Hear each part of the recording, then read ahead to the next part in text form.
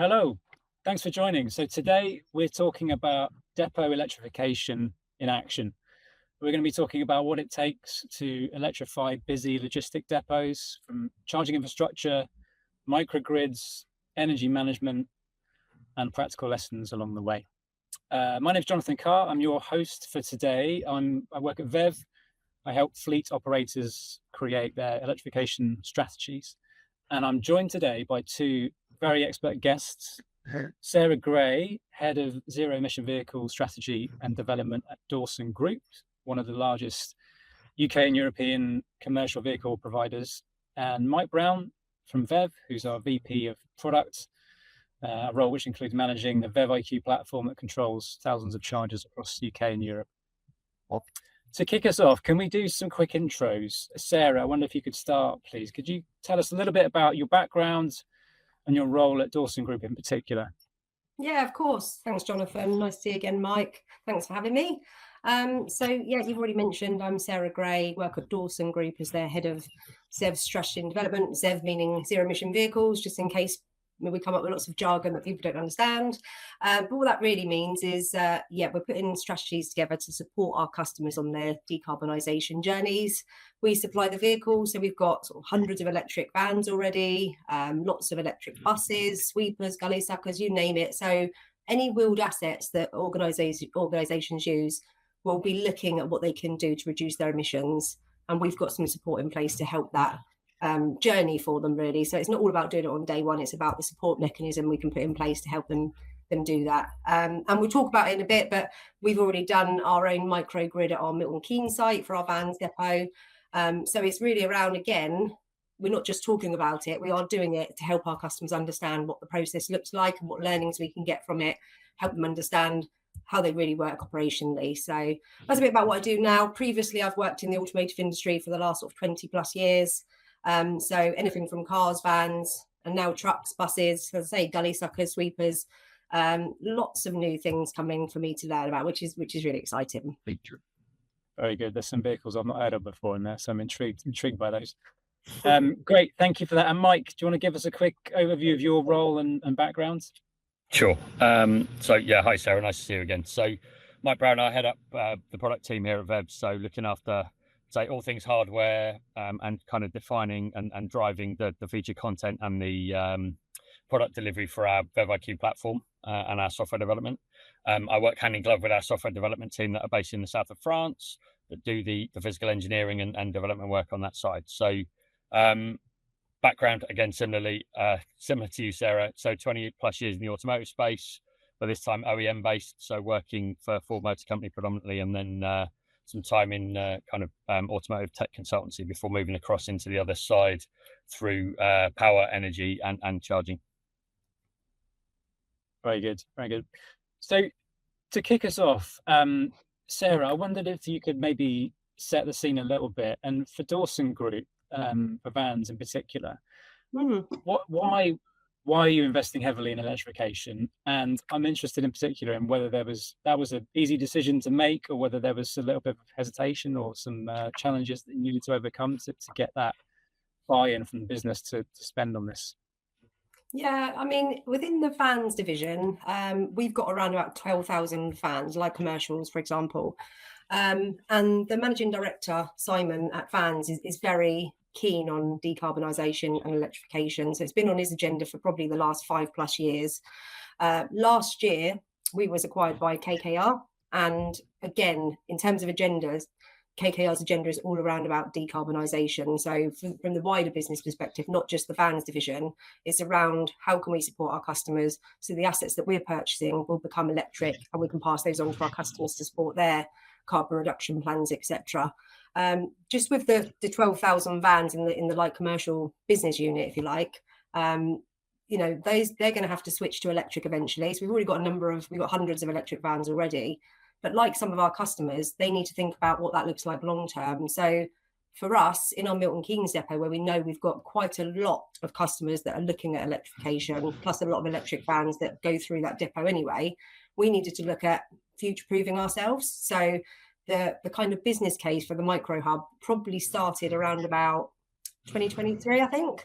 we did the install through 2024. Yeah, that was right. So the business case started, looking at how many electric vehicles we're going to need to transition over a period of time.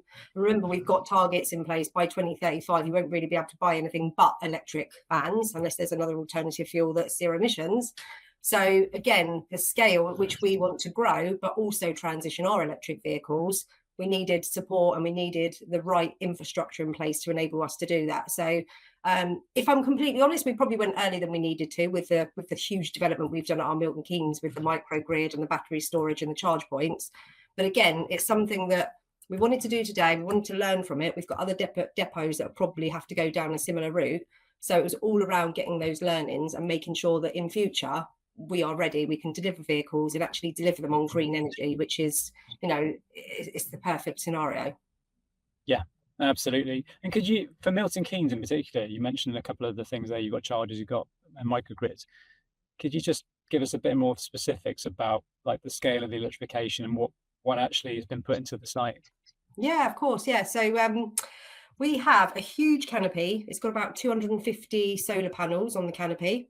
And we've actually gone for an increased height canopy as well, because some of our light commercials, if you think of a sort of Luton size vehicle, box Luton, they're quite high. So we went to a 3.5 metre in height, if you like, so we could make sure that we get our light commercial vehicles under the canopy and charging if we need them to.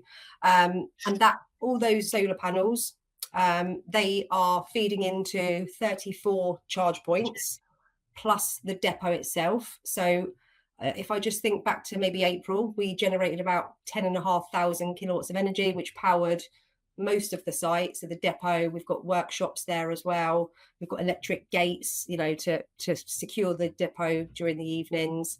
And then if we had any surplus, then that's going into a 300 kilowatt battery storage system as well. So it's a really nice showpiece. We've actually had the Milton Keynes MP come down and have a look at it because he wanted to see what's happening in his kind of constituency. So he wanted to come down and have a look at what businesses can do to support their own decarbonisation journey. So big investment, but actually I think, in terms of showcase, it's a really good piece. Yeah, fantastic. And Mike, just on the practicality then of microgrids and chargers and connecting them together and making it all work, what are some of the practicalities that organizations like Dawsongroup need to get right? I agree with Sarah. I think that the Milton Keynes site's really interesting. One of the biggest challenges I think that we had with the site is it's power constrained. So we've got a very limited grid connection on the site. So if you looked at the base power allocation that we got from the DNO for the site, we wouldn't have been able to manage or install more than probably maybe 10 chargers on the site. So we've got 34 on there now, and we're covering the sort of 25 kilowatt base load for the building and the operations, and potentially 35 vehicles charging on that site at once. So it's a great story in terms of telling people, look, even if you don't have the required power that you've got, there are options you can have here in order for you to electrify and make that transition. But the critical thing for us is the ability to control that. So, when does the battery charge? When does it discharge? How do we manage the solar and manage it in conjunction with the charging solution in the platform? So VEV IQ has an integrated EMS that works with the battery and the solar inverters on the site and allows us to manage that, through algorithms and our capabilities within the platform to enable us to channel the energy in the right area. So if there's charging demand and the underlying underlying demand from the building, we can manage that to make sure that we know what's available and what we can actually use at the right time. So yeah, absolutely. And I want to come on to that point, Sarah, with you, and just in terms of finding out from you how you balance all of those different competing priorities. But in terms of the implementation, putting in all the infrastructure, it's a live depot, right? So you can't take it offline for very long. I'm just interested, Sarah, in what were some of the challenges maybe during that implementation process in terms of getting this set up? Yeah, there was some challenges. I mean, it is a busy site. You've got vehicles coming in, brand new vehicles, having them being prepped, ready to go out to customers. vehicles that might have just come off their, extended lease periods, whatever it might be, vehicles that might be ready there for some workshop damage, whatever it might be. It's a busy site, and what we couldn't afford to do was shut the site down to install all of our canopy, solar panels, etc. So we had to work really well. I mean, to be fair, I have to give so much credit to the team on site from VEV. They were so planned. We worked out a really good schedule where we'd have sort of 50% of the yard available to us while they were trenching and digging for the other half, and then we'd switch over and they would do what they needed to do, install the cantilevers, whatever it might be. So it could have been a complete nightmare, if I'm honest, but it worked so well. We was, it's all about the project management. We had people on site pretty much most days helping with the project management, understanding where we were able to use and, which areas we were allowed to use, which parts we weren't allowed to use. Again, even down to things like the deliveries. Some of the bit of kits, like I mentioned, are the height of our canopies. I think they're called cantilevers that, basically prop it all up. They are huge. They are huge pieces of metal. So having those delivered was just a logistical, nightmare in itself. We had to make sure that we gave you space to be able to deliver that, put it where it needs to be, but not too far away from where you're working.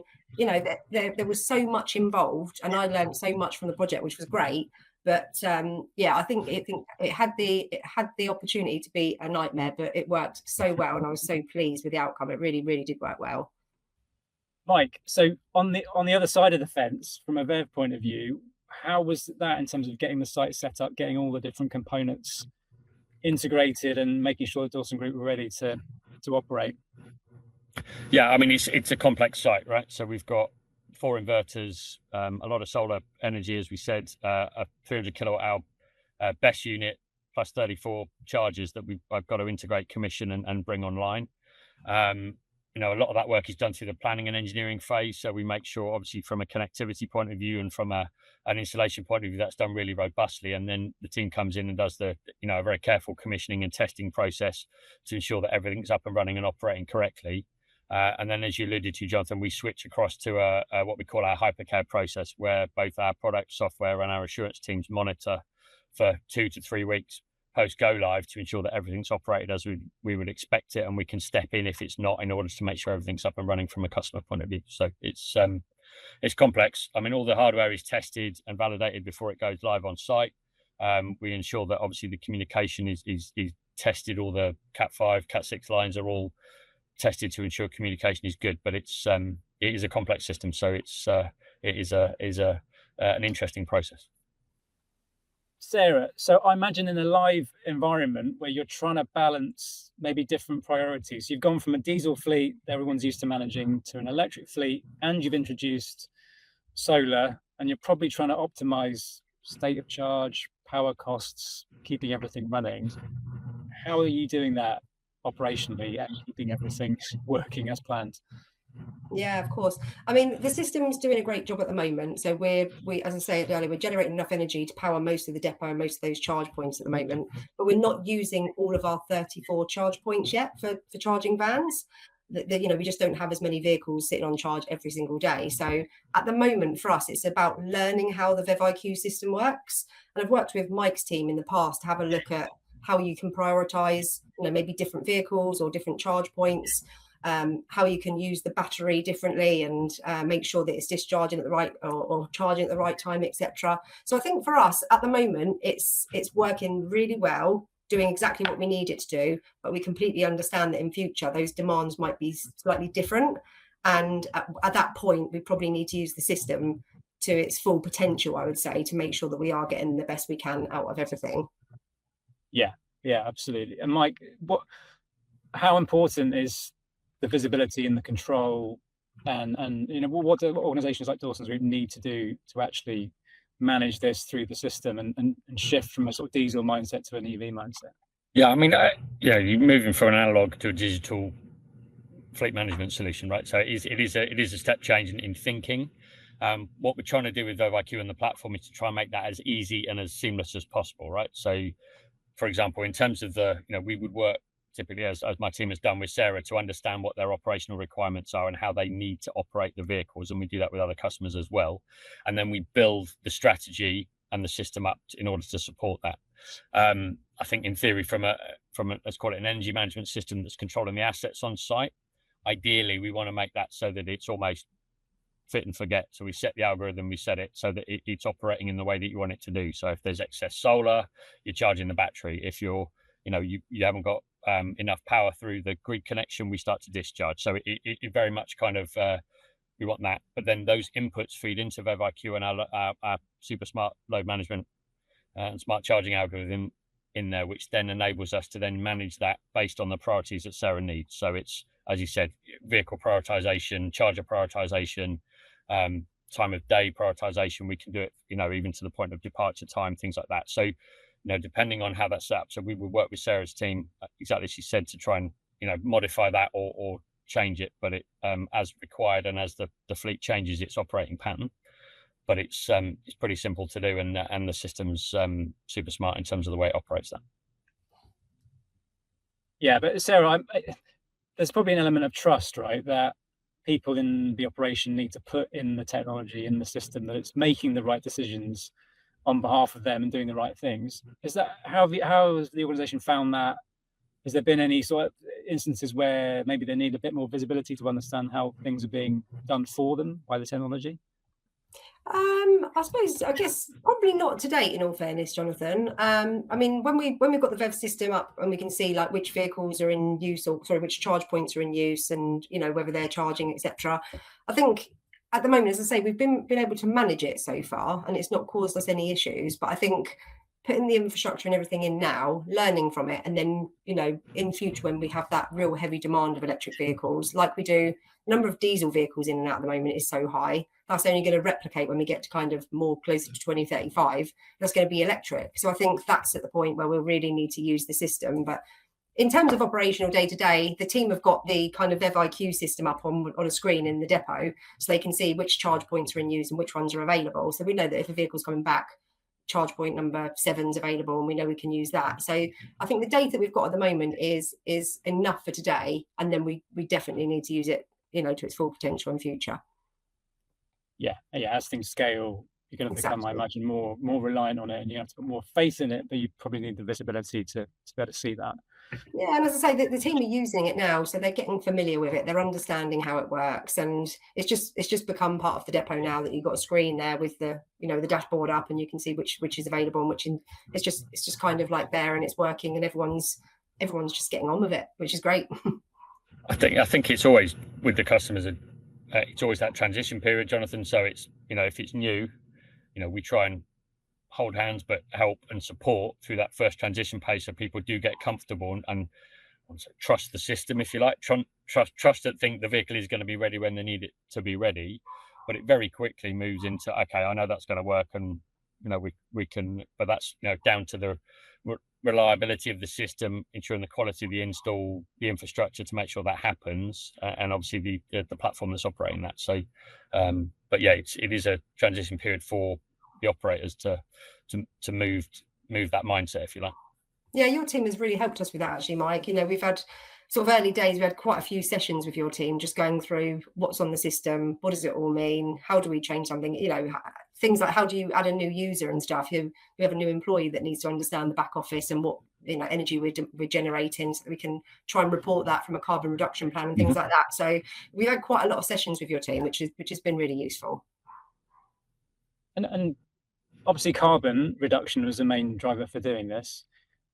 Have there been any other operational benefits or impacts, Sarah, having moved from some of the fleet anyway over to electric, and maybe getting more of this insight and more of the control over the fleet? I mean, it's really good for a use case, to be honest, because a lot of our customers, we've got so many different customers with different assets. So you might have a van fleet and they all go home and they're never going to need anything like this. Or you might have another van fleet and they all go back to a depot and they absolutely need to consider something like this. Mike mentioned earlier, which I completely forgot to mention, but yeah, it was all about the capacity that we had available to us. And it's either a grid upgrade or do something different. So by us having it, it's a real showcase, and we can really help our customers understand what is available to them. They might not need anything as large as we've got, but similar, or solar on their existing roof or something like that is a really good option. So for us, I think we didn't appreciate the number of inquiries we'd get about it. I have different councils phoning me up, asking me about it, and whether they can replicate something in car parks and things like that. So from, internally, it's working really well. All the vehicles are charged on clean energy. So when we deliver vehicles, it's so pleasing to say that it's been delivered on clean, green energy. And then externally, people just want to learn and people just want to understand how we've done it, what the learnings were, how could they replicate something, what's the options. So it's been really interesting, really great project. Yeah, for sure. And gives you more control, I imagine, over the power price and the power supply. And Mike, I just wanted to touch on resilience and grid capacity, and the constraint was maybe a reason to look at microgrid. But what role can a microgrid play in terms of making sure that the energy supply is there and it's a resilient depot? Yeah, I mean, if you look at, based on the power supply that Dawson have got on that site, they've potentially got more power in the battery than they have for the power coming from the grid on the site in it from a short term. So if in this case they were to lose power, in theory you could operate directly on the solar and the BESS unit for a I would say a fairly significant period of time based on the underlying baseload that we see on the site and the charging demand. So unfortunately we've not been in that situation to test it, but actually based on what we're producing, what we're able to store in the battery, and what we're deploying on the site, it's it gives a real opportunity for sites to think about that as a solution to support them in as you said, resiliency situations. I think one of the things with the Dawsongroup site is it's all AC charging. When you start to get into larger DC charging sites, like we do a lot of our bus depots and truck depots that we're looking at, obviously the size of the battery on the vehicle becomes a bit of a challenge then as well, and the level of battery capacity that you might need. But certainly for a short-term power cut or a loss of power on the site, it's something that can absolutely be looked at, and we are starting to explore it with a number of customers. I think actually the other thing to also mention around this as well, actually just thinking off the top of my head, Jonathan, is there are other opportunities. I think the Dawsongroup unfortunately have got a restriction in terms of how much power they can put back into the grid, but we do see other sites with export capability as well. So actually, if you've got excess power from a solar perspective, you've got a battery on site that is sitting there and not being used because there's no power demand on the site. There is opportunities, and we can enable the ability for that power to go back to the grid, via various different mechanisms as a revenue opportunity as well. Yeah, absolutely. And Sarah, sort of looking forward as you scale, as you decarbonize more of your fleet and your depots, what do you think a successful sort of depot electrification project will look like? What does the next one look like? And are there any things that you've learned this time that you take into the next one? I think I really like the idea of, just coming off the grid as much as possible, which is where the solar and the renewables come in. And I think, grid upgrades are going to be expensive. We could have explored that for our site in Milton Keynes. It's a lengthy process as well in a lot of occasions. So we took the decision to go down this route rather than apply for that. And so I think in other depots, we would have to again look at the capacity available, whether there is a grid upgrade required or not. If there is, I would always try personally to try and go down the renewable energy and use solar if possible. And I think some of the learnings, I mentioned earlier, we have installed 34 charge points. We're never using them all at once at the moment. So perhaps we went a slight bit early. We wanted to have a nice depot and understand exactly how it works. In future, it might be a case of actually probably installing some of the cable in rather than all the charge points at this point, and then grow that over a period of time. And VEV gave us all this kind of information right at the beginning of the project. It was our decision ultimately to go for the full solution now, and then understand how it works and have a bit of a showcase there where we can really show customers what's possible. So potentially in future, I think maybe just the learnings in terms of, do we need all of this infrastructure now? And like our customers, they might want to start with a small number because they might just start their electrification journey with, if they've got 100 vans, for example, excuse me, they might change 10% of those this year. They don't need lots and lots of infrastructure, but they absolutely need to think about the future, which is what we did. So I think that's probably the learnings.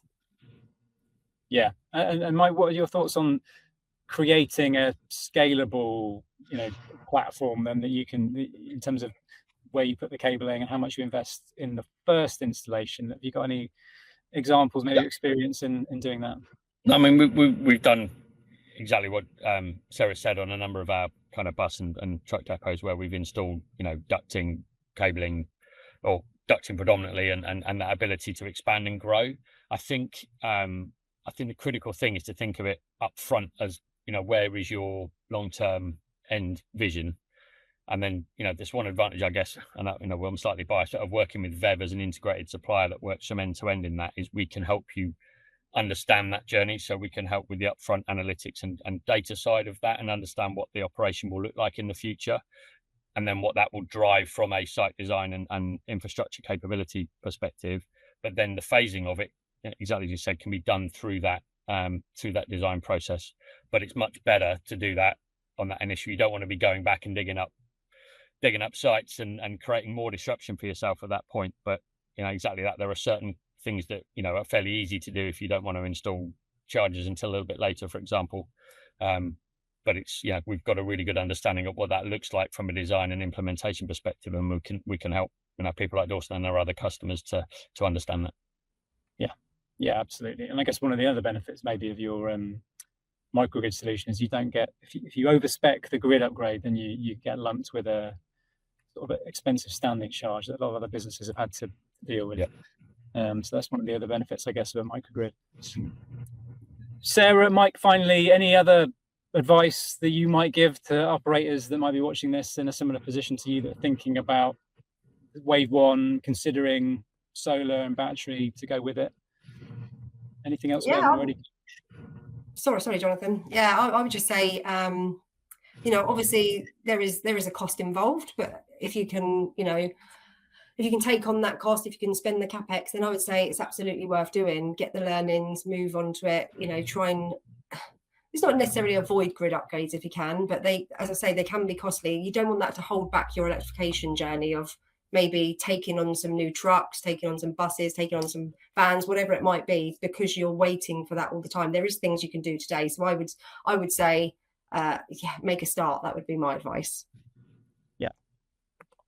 Mike, anything else? Any advice that you might give to operators? I think you've got to think of it as a holistic journey through that, to where you want to get to it from an end of your electrification journey, if you like. I think VEV can help with that from a process point of view. But as Sarah said, they're a great example of, a lot of people would have looked at that site and gone, right, we can't do that. It's too difficult. You're not going to be able to get the capability that you've got in there. There are technical solutions that can help. There are technical solutions that are, hugely valuable, that can support lots of other use cases as well, and we can help you do that. So yeah, it's a great example. I've been to the site a couple of times. It's a fantastic example of what can be done and how it's managed. Absolutely. Okay, great. I mean, I think that draws us to a close, really. We heard how a site like yours, Sarah, that didn't have the power that it needed to electrify the fleet, there are ways around it. There are solutions that might seem on one hand complicated, but actually once you set them up, and the operation can adjust pretty quickly, and the software and the technology makes that life easier for you. So big thank you to Sarah and Mike for joining the conversation. Really insightful discussion, and see you next time.